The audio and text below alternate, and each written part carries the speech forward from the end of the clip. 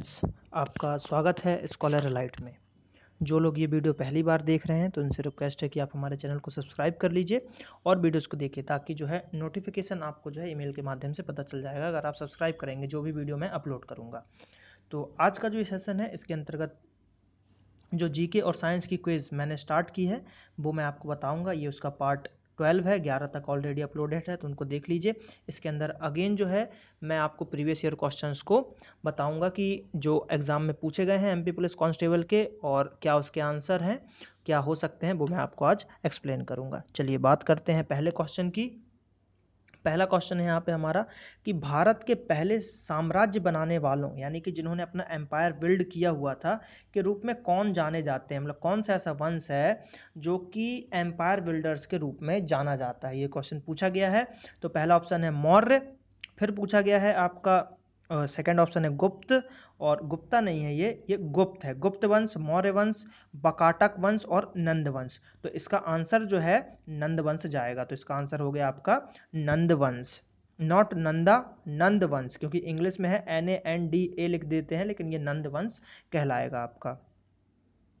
बात करते हैं अगले क्वेश्चन की कि मध्य प्रदेश में कितनी बार राष्ट्रपति शासन लगाया गया है या कितनी बार राष्ट्रपति शासन घोषित किया गया? 4, 2, 5 या 3? तो इसका आंसर है 3। और यहाँ पे आपका पहला क्वेश्चन बनता है कि वो कौन कौन से सन है, किस किस सन में यहाँ पे राष्ट्रपति जो है आपका प्रेसिडेंट रूल लगा है, ये आपको आंसर में बताना है। ये आज का मोस्ट IMP क्वेश्चन है। जो इसका आंसर देगा वो बहुत ही ब्रिलियंट स्टूडेंट में से एक होगा, अगर वो खुद जवाब दे रहा है बिना इंटरनेट का सहारा लिए हुए। तो ये आपको कमेंट करके मुझे बताना है। चलिए बात करते हैं अगला क्वेश्चन कि चंदेल शासकों की राजधानी डैश थी, यानी कि चंदेल शासकों की राजधानी क्या थी? तो चंदेल शासकों की जो राजधानी, ऑप्शन है आपका अवंतिका, ओरछा, खजुराहो या नरसिम्हापुर। तो इसका आंसर हो जाएगा खजुराहो। चंदेल शासकों की जो है वो जो क्या था, खजुराहो इसकी राजधानी थी। अब इसको कैसे याद करेंगे? ट्रिक थोड़ा फनी है, कोई भी जो है अपने पर्सनल मैटर में ना लें इसको। ये एक फनी ट्रिक है, बस याद कराने के लिए मैं बता रहा हूँ, कोई अपने पर्सनल वे में इसको ना ले। चंदेल यानी कि जिसकी चांद निकली रहती है, जिसके बाल नहीं है, टकला है, ठीक है, तो वो क्या करेंगे, बाल नहीं है फिर भी थोड़ा सा सिर खुजाएंगे, ठीक। तो चंदेल शासकों की राजधानी क्या हो जाएगी? खजुराहो, क्योंकि खुजा रहे हैं सिर। तो ये एक फनी टाइप का ट्रिक है, लेकिन याद हो जाएगा आप लोगों को। मेरा मेन मोटो है कि आपको कैसे भी करके आंसर याद करवाना और एग्जाम में आपको क्वालिफाई कराना है ना। तो ऐसे करके आप याद कर सकते हो। चंदेल शासकों की राजधानी क्या हो जाएगी? खजुराहो हो जाएगी। मैं माफ़ी चाहूँगा अगर किसी को ये ट्रिक अच्छी नहीं लग रही है, तो मेरा उनसे माफ़ीनामा है कि आप हमको माफ़ कर दीजिए, लेकिन मैंने ये ट्रिक सिर्फ याद करने के नज़रिए से आपको बताई हुई है। चलिए बात करते हैं अगला क्वेश्चन, देखते हैं यहाँ पे क्या बोला जा रहा है। 2012-2013 में कालिदास सम्मान से किसको सम्मानित किया गया? 2012-2013 में कालिदास सम्मान से किसको सम्मानित किया गया? तो देखिए करंट का क्वेश्चन होगा, उस समय 1 साल पहले का। तो उस समय जो सम्मानित किया गया था वो सम्मानित किया गया था डॉक्टर केशव राव मुसलकर, ठीक है। तो ये इसका आंसर आपको हो जाएगा। केशव राव जी को जो है कालिदास सम्मान जो है मिला हुआ था। बात करते हैं अगले क्वेश्चन की कि भारत की पहली महिला भारतीय पुलिस सर्विस ऑफिसर, यानी कि फर्स्ट वुमेन IPS ऑफिसर कौन बनी थी? तो ये तो आप सभी को जैसा कि पता होगा, इसका आंसर है किरण, जो है किरण बेदी, ठीक। किरण बेदी जो है पहली IPS ऑफिसर बनी थी। छत्रक यानी कि जो मशरूम्स होते हैं, फफूंदी और खमीर यानी कि ईस्ट, निम्न में से किसका उदाहरण है? यानी कि ये आखिर है क्या, ठीक है। तो इसका आंसर जो होगा ये है आपके, देखिए स्वपोषी तो है नहीं कि खुद वो करेंगे, कीटहारी भी नहीं है, ये कीटों को भी नहीं खाते, परजीवी भी नहीं है, ये हैं आपके मृतजीवी। क्या है? मृतजीवी हैं। तो इसको आपको याद रखना पड़ेगा। देखिए जरूरी नहीं सिर्फ एक भी पूछ लेगा। अब देखिए इसमें क्वेश्चन कैसे घुमाएगा, क्वेश्चन उल्टा दे देगा कि इनमें से कौन मृतजीवी नहीं है, ठीक। क्या क्वेश्चन देगा? इनमें से कौन मृतजीवी नहीं है। छत्रक, फफूंद, खमीर, ये 3 ऑप्शन दे देगा और अगला कुछ और ऑप्शन डाल देगा, आपको कोई भी वेजिटेबल का नाम दे देगा या कुछ अजीब सा कुछ नाम दे देगा। तो ये 3 आपको जब पता रहेगा तो वो एक अपने आप अलग हो जाएगा, तो वो आंसर हो जाएगा। तो ऐसा करके जो है वो चेंज कर सकता है। नेक्स्ट क्वेश्चन, ढीली मिट्टी इसके विकास में मदद करती है। ढीली मिट्टी इसके विकास में मदद करती है। तो ढीली मिट्टी किसके विकास में मदद करती है?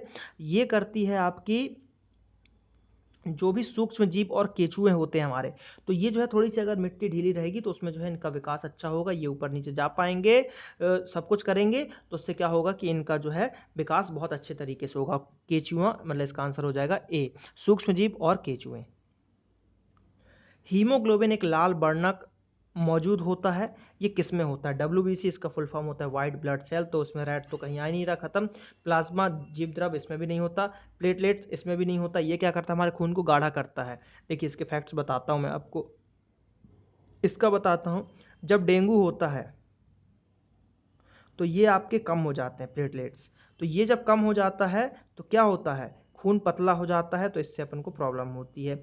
आरबीसीज में हीमोग्लोबिन होता है, मैंने आपको बताया हुआ है कि हीम जो है, हीम एक आपका रंजक होता है, यानी कि वर्णक का काम करता है। यही हीम जो है जब आपके जो ब्लड है उसके ऑक्सीजन से मिलता है तो रेड कलर प्रोवाइड करा देता है। ग्लोबिन, जो ग्लोबिन है तो ये एक प्रोटीन है, क्या है? एक ये प्रोटीन है, तो ये आपको याद करना है। चलिए बात करते हैं, इसका आंसर हो जाएगा RBC, red blood cells.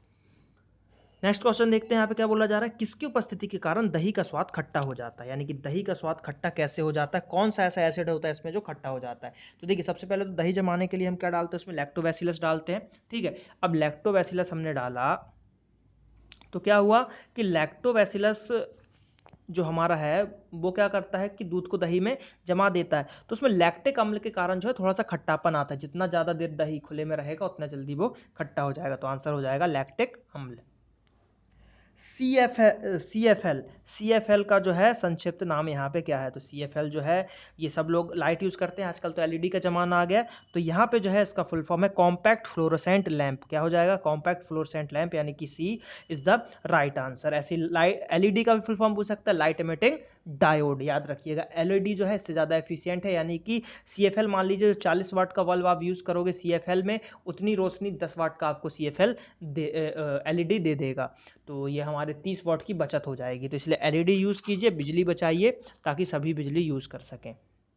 Next question, शक्ति संयंत्र जो होता है आपका, ठीक है, जो आपके जो बिजली बनाते हैं, पावर प्लांट्स होते हैं, कोल पावर प्लांट्स होते हैं, तो शक्ति संयंत्र के कोयले के दहन से के द्वारा निम्नलिखित कौन सी प्रदूषक गैस निकलती है? यानी कि कोयला को जलाया जाता है जहां पावर प्लांट्स होते हैं बिजली बनाने के लिए, तो वहां पे वो कौन सी प्रदूषण गैस निकालते हैं जो हमारे लिए हानिकारक है, हमारे ओजोन परत के लिए हानिकारक है?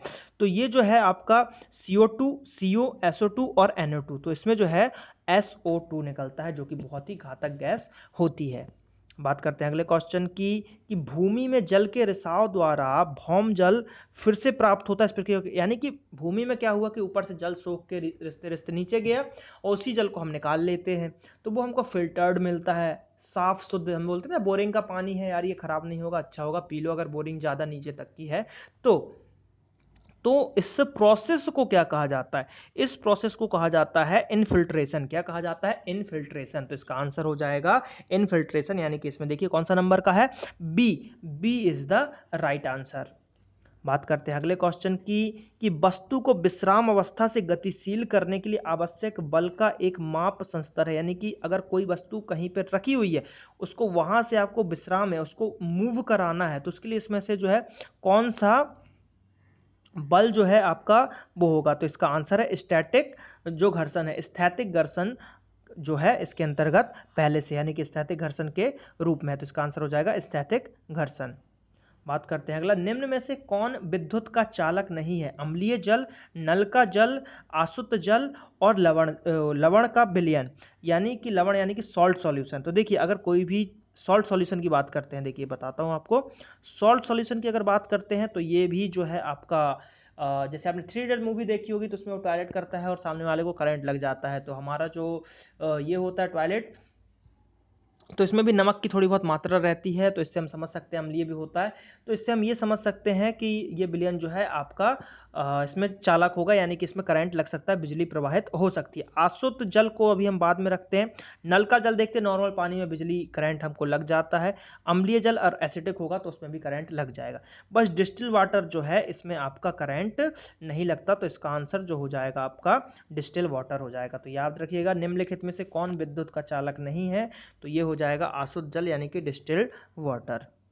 बात करते हैं अगले क्वेश्चन की, कि मछुआरे जिन्होंने पर्याप्त मात्रा में समुद्री मछली खाई हुई है, यानी कि जो मछुआरे हैं समुद्र में केरल वगैरह के, तो उन्होंने मछली खाई हुई है, क्योंकि भाई वही बेचते हैं तो बनी सी बात है वो खाते भी होंगे मछली, है ना। तो उन्होंने मछली खाई हुई है, तो अब आम तौर पर उनमें थायरॉक्सिन की कमी नहीं होती है। ठीक, तो कारण बताएं क्यों नहीं होती, समुद्री मछली खाते हैं वो। तो देखिए समुद्र में क्या होता है, नमक पाया जाता है सबसे पहले तो, और नमक में क्या, आयोडीन की मात्रा रहती है। तो इसका आंसर क्या है कि इसका आंसर है कि जो समुद्र की मछलियां होती हैं, यानी कि ऑप्शन नंबर ए, उसमें आयोडीन का एक वो अच्छा स्रोत होती है। तो अगर आप समुद्र की मछली खा रहे हो और आयोडीन नमक नहीं खा रहे तो भी आपका काम चल जाएगा, आपको जो है थायरॉक्सिन वगैरह की कमी नहीं होगी, आपको जो गले की बीमारी होती है ये सब आपको नहीं होंगी, जो घेंगा वगैरह होता है वो आपको नहीं होगा। बात करते हैं अगले क्वेश्चन की कि ध्वनि प्रदूषण को नियंत्रित करने के लिए क्या करना चाहिए। तो ध्वनि प्रदूषण को नियंत्रित करने के लिए क्या करना चाहिए, मोटर वाहनों को प्रभावशाली, ठीक है, रसायनक प्रयोग करनी चाहिए, सड़कों के किनारे वृक्ष लगाने चाहिए, या लाउड स्पीकर एवं शोर उत्पन्न करने वाले संगीत वाद्य को प्रतिबंधित कर देना चाहिए। ठीक है, बनी सी बात है। आप मोटर वाहनों की इतनी तेज आवाज होती है तो इसको करने के लिए आपको जो इफेक्टिव साइलेंसर्स वगैरह को लगाना चाहिए, सड़क के किनारे वृक्ष भी लगाना चाहिए। ठीक, अब सड़कों के किनारे वृक्ष लगाने का क्या फायदा होगा, सबसे पहले तो फायदा ये होगा कि वो ऑक्सीजन देगा आपको, और जो ध्वनि है तो वो क्या होगा कि चारों तरफ पेड़ पौधे रहेंगे तो ध्वनि जो है उनसे टकराकर परावर्तन होकर वहीं वहीं घूम के रह जाएगी, तो थोड़ी सी ध्वनि का जो है प्रदूषण कम होगा। और लाउड स्पीकर जो जोर जोर से बजाए जाते हैं, अगर उस पर भी थोड़ा ध्यान दिया जाए, प्रतिबंध लगाया जाए, तो इससे भी हम ध्वनि प्रदूषण को कंट्रोल कर सकते हैं। तो तीनों ऑप्शन सही होंगे, आंसर होगा ऑल ऑफ दी अबव, यानी कि उपरोक्त सभी। नेक्स्ट क्वेश्चन, मांसपेशियों की नली जिसके माध्यम से संग्रहित मूत्र शरीर से बाहर किया जाता है उसे कहते हैं। मांसपेशियों की नली जिसके माध्यम से संग्रहित मूत्र शरीर से बाहर किया जाता है उसे क्या कहते हैं। अब देखिए यहाँ पे किडनी है, तो किडनी के द्वारा जो है हमारे खून को साफ किया जाता है, जिससे जो पदार्थ होता है उसको जो है मूत्र नली, यानी कि अगला ऑप्शन है उसके द्वारा जो है मूत्राशय, यानी कि जो आपका यूरिनरी ब्लैडर है उसमें उसको इकट्ठा किया जाता है और उसके बाद मूत्र मार्ग से वो बाहर आ जाता है। तो यहाँ पे बाहर किया जाता है पूछा जा रहा है, तो इसका आंसर हो जाएगा आपका ऑप्शन नंबर डी। चलिए अगला क्वेश्चन देखते हैं कि कौन सी परत हमें सूर्य की परावैंगनी किरणों से बचाती है। तो बनी सी बात है ये ओजोन होगा, और ओजोन का फॉर्मूला होता है O3, याद रखिएगा। और इसको नुकसान करने वाली गैसें CO, CFC, यानी कि DOEO जो हम लगाते हैं इसमें भी CFC होता है। ये सब गैसें जो है हमारे फ्रिज, यानी कि फ्रियोन गैस, इसके थ्रू भी CFC गैस निकलती है। कार्बन, क्लोरोफ्लोरोकार्बन, ये हमारे ओजोन परत को बहुत ही नुकसान पहुंचाती है। बात करते हैं नेक्स्ट क्वेश्चन, जीवाश्म ईंधन को, मतलब जीवाश्म ईंधन जो है, ईंधन जब जलता है तो उससे हमको क्या क्या होता है। देखिए जीवाश्म ईंधन को हम जलाते हैं तो क्या होता है कि ओजोन परत का अवक्षय होता है, क्या विश्वव्यापी तापक्रम होता है, यानी कि ग्लोबल वार्मिंग होती है क्या, और ध्रुवीय हिमनद गलन होता है, यानी कि जो ग्लेशियर वगैरह है ध्रुव की वो पिघलती है क्या। हाँ देखिए ग्लोबल वार्मिंग होती है। आप ईंधन वगैरह हम जितना यूज़ करेंगे, गैस का कार्बन डाइऑक्साइड मार्केट में बढ़ेगी, मार्केट बोल रहा हूँ आपको, वातावरण में बढ़ेगी, एटमॉस्फेयर में बढ़ेगा, तो क्या होगा यहाँ पे कि उससे गर्माहट बढ़ेगी तो बर्फ पिघलेंगे, समुद्र का स्तर बढ़ेगा, ये सब जो है घटनाएं होंगी। तो इसका हो जाएगा बी और सी बोथ, यानी कि ऑप्शन नंबर डी। बात करते हैं अगले क्वेश्चन की कि विभिन्न घटक जो जैली प्रकार के पदार्थों में कोशिका झिल्ली और केंद्रक के बीच उपस्थित रहते हैं, विभिन्न घटक जो जैली प्रकार के पदार्थों में कोशिका झिल्ली और केंद्रक के बीच रहते हैं उसको क्या कहा जाता है। तो उसको कहा जाता है कोशिकांग। क्या कहा जाता है, कोशिका का अंगक कहा जाता है। बंगाल की खाड़ी उत्तर दक्षिण दिशाओं में डैश द्वीप है, यानी कि जो बंगाल की खाड़ी है उसके उत्तर और दक्षिण दिशा में क्या है। तो देखिए मैं बताता हूं आपको,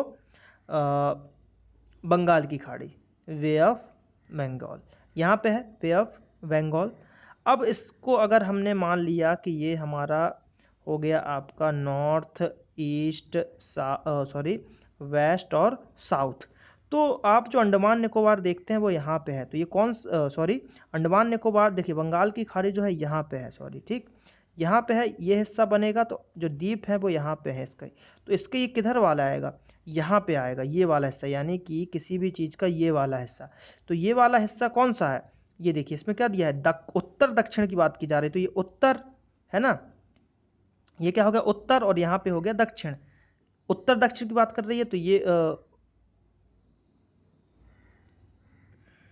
उत्तर दक्षिण दिशाओं में द्वीप है। यानी कि देखिए उत्तर और दक्षिण दोनों दिशा, उत्तर दक्षिण नहीं बोला है, उत्तर और दक्षिण दोनों दिशाओं में बोला है। तो थोड़ा सा देखिए बताता हूं, उत्तर ये हो गया आपका और दक्षिण ये हो गया। तो ये है आपका वे ऑफ बंगाल, ये हो गया इसका उत्तर, तो यहाँ पे भी कुछ द्वीप है। ये हो गया इसका दक्षिण, तो यहाँ पे भी द्वीप है। तो ये जो है ये अंडमान निकोबार, यहाँ पे क्या है अपने अंडमान निकोबार भी है ना, यहाँ पे अपने भारत का एक ही तो वो है अंडमान निकोबार। तो इसका आंसर क्या हो जाएगा अंडमान निकोबार। तो राइट आंसर क्या है देखते हैं, Andaman Nicobar is the right answer. Lakshadweep वगैरह आपके इस साइड है। चलिए बात करते हैं अगले क्वेश्चन की, भारत में पूर्वतम बिंदु क्या है। तो भारत का पूर्वतम बिंदु जो है की बिथु है। क्या है, की बिथु है।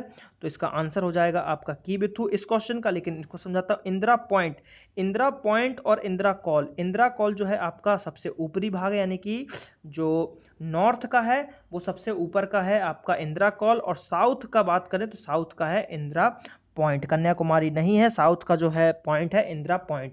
तो सबसे नीचे का इंदिरा पॉइंट हो गया और इंदिरा कॉल आपका हो गया नॉर्थ में सबसे ऊपर का पॉइंट हो गया। तो याद रखिएगा इसको, इसका आंसर है कि। अगला क्वेश्चन देखते हैं, जहां बुद्ध ने अपना पहला उपदेश दिया था, यानी कि बुद्ध भगवान ने जो अपना पहला उपदेश दिया था वो कहां पे दिया था। तो बुद्ध भगवान ने अपना पहला उपदेश दिया था, वो दिया था सारनाथ में। तो ये तो बहुत इजी क्वेश्चन है, आप लोगों को पता होगा। बात करते हैं अगला कि सरदार वल्लभ भाई पटेल राष्ट्रीय पुलिस अकादमी कहाँ है। तो सरदार वल्लभ भाई पटेल राष्ट्रीय जो है नेशनल पुलिस अकेडमी वो है आपका हैदराबाद में लोकेटेड है। कहाँ पे है, हैदराबाद में ये लोकेटेड है सरदार वल्लभ भाई पटेल नेशनल पुलिस अकेडमी। ठीक, भीमबेटका की पूर्व ऐतिहासिक गुफाओं की खोज। देखिए भीमबेटका के ऊपर लगभग एमपी पुलिस ने 3-4 क्वेश्चन पूछे हैं कि उसकी खोज किसने की, ठीक है, वो क्या है, उसके अंदर कैसा चित्रण है। और ये अगला क्वेश्चन यहाँ पे आया कि भीमबेटका कब हुई। तो उनने पूरा हिस्ट्री पूछ लिया कि किसने खोजा, कब खोजा और क्या है। तो जो है खोजा किसने, चार्ल्स कोर्रा ने खोजा था इसको। और ठीक है, और यहाँ पे इसका आंसर क्या है कि 1957 is the right answer. Bhimbetka की जो है ऐतिहासिक गुफाओं की खोज की थी आपकी मतलब कब हुई थी, तो 1957 में इसकी खोज हुई है। बात करते हैं अगला क्वेश्चन, इन जानवरों में से कौन भारत के राष्ट्रीय प्रतीक पर नहीं, यानी कि राष्ट्रीय प्रतीक जो है भारत का उसमें कौन सा जानवर इनमें से नहीं है। तो हाथी भी है, सांड भी है और घोड़ा भी है। तो वो बाघ जो है नहीं है राष्ट्रीय प्रतीकों में, बाघ यानी कि टाइगर, नॉट लॉयन। ठीक, तो याद रखिएगा। हड़प्पा की खोज किसके द्वारा की गई। तो हड़प्पा की खोज तो की गई है दयाराम साहनी के द्वारा, वो भी कब, 1921 में। लेकिन एक क्वेश्चन और पूछा जाता है कि हड़प्पा नाम किसने दिया। तो हड़प्पा नाम जो दिया था वो दिया था जॉन। ठीक, किसने दिया था, जॉन मार्शल ने दिया था। ठीक, जॉन मार्शल ने दिया था हड़प्पा नाम। तो ये आपको याद रखना, 1921 में जॉन मार्शल ने नाम भी दिया था और 1921 जो है इन्होंने खोजा था। तो आंसर हो जाएगा Dayaram Sahni. Economic history of India के लेखक कौन है। तो इकोनॉमिक हिस्ट्री ऑफ जो इंडिया है इसके लेखक है आरसी दत्त। इसका आंसर क्या हो जाएगा, आरसी दत्त। ये कुछ बुक्स हैं जो पूछ लेते हैं कभी कभार। सीतामढ़ी मंदिरों का समूह डैश में है। तो सीतामढ़ी का जो मंदिर है वो कहाँ पे है। तो इसका आंसर अगेन चंदेरी जाएगा। और चंदेरी का मैंने एक और बताया था कि चंदेरी में साड़ियाँ फेमस है और चंदेरी की साड़ी पहनकर रानियाँ कौशक महल में जाती हैं और कौशक महल से फिर उसके बाद सीतामढ़ी मंदिरों में भी जाती हैं। तो इस तरीके से एक ट्रिक बन गई कि चंदेरी की साड़ी पहनकर रानियाँ कौशक महल में जाती हैं और वहाँ से सीतामढ़ी के मंदिरों को निकल जाती हैं। तो ये आपके तीनों को यहाँ पे क्वेश्चन कवर हो जाएंगे। नेक्स्ट क्वेश्चन, नीति आयोग के मुख्य कार्यकाल मतलब जो कार्यपालक अधिकारी है यानी कि सीईओ जो है वो अभी कौन है। तो इनका असर हो जाएगा अमिताभ कांत, जो कि जनवरी 2015 में नीति आयोग के सीईओ बनाए गए थे और अभी भी कंटिन्यू चल रहे हैं। तो Amitabh Kant is the right answer. ठीक है, तो यहाँ पे क्वेश्चन समाप्त होते हैं। तो आप लोगों का अब काम है कि हमारे चैनल को सब्सक्राइब कीजिए। ये हमारा फेसबुक पेज है www.facebook.com/scholaralite, इसको भी लाइक कीजिए और ज़्यादा से ज़्यादा वीडियोस को देखिए। और जल्द ही आपका ये मंडे से एसएससी सीजीएल के लिए जो है स्पेशल क्लास स्टार्ट हो रही है। तो अपने दोस्तों को भी बोलिए चैनल को सब्सक्राइब कर लें ताकि ज़्यादा से ज़्यादा वो इसका लाभ ले सकें। चलिए मिलते हैं नेक्स्ट पार्ट में।